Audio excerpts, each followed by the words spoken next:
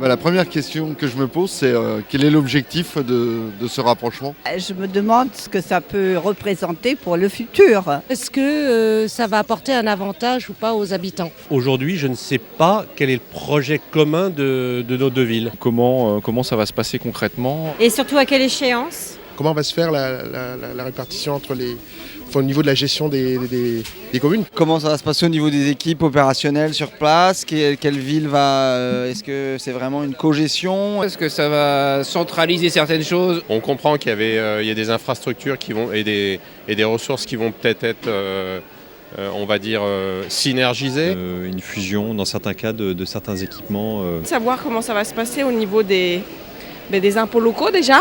On se demande si on va payer plus d'impôts. Est-ce que mes impôts locaux vont augmenter? C'est ma grande question. Que va devenir la taxe d'habitation et la taxe foncière? C'est surtout au niveau des transports. Est-ce que les transports vont être améliorés? Est-ce que le secteur scolaire, il y aura des dérogations? Et moi je me demandais comment on allait s'appeler. Le nom notamment que ça aura. Est-ce qu'on va avoir un seul maire? Ça me pose des questions, savoir ce qui va arriver de la ville de Boulogne et de la ville d'Issy-les-Moulineaux. Il y a un truc qui me paraît important, c'est aussi la question de l'identité d'une ville par rapport à une autre. Ce que je regrette, c'est que les habitants n'aient pas été consultés.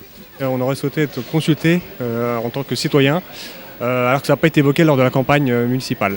Donc j'aimerais bien qu'on soit consulté effectivement. J'ai vu qu'il y avait des prospectus et des communications lancées, mais oui, pour l'instant, j'ai pas beaucoup d'informations là-dessus. Je me pose pas mal de questions, mais j'ai l'impression qu'il y a déjà des éléments de réponse. Et je pense que pourquoi pas, une fusion ne peut pas nous faire de mal. Moi, ça me plaît plutôt parce que j'ai l'impression que ce sont deux villes dynamiques. Une excellente aubaine pour les deux villes.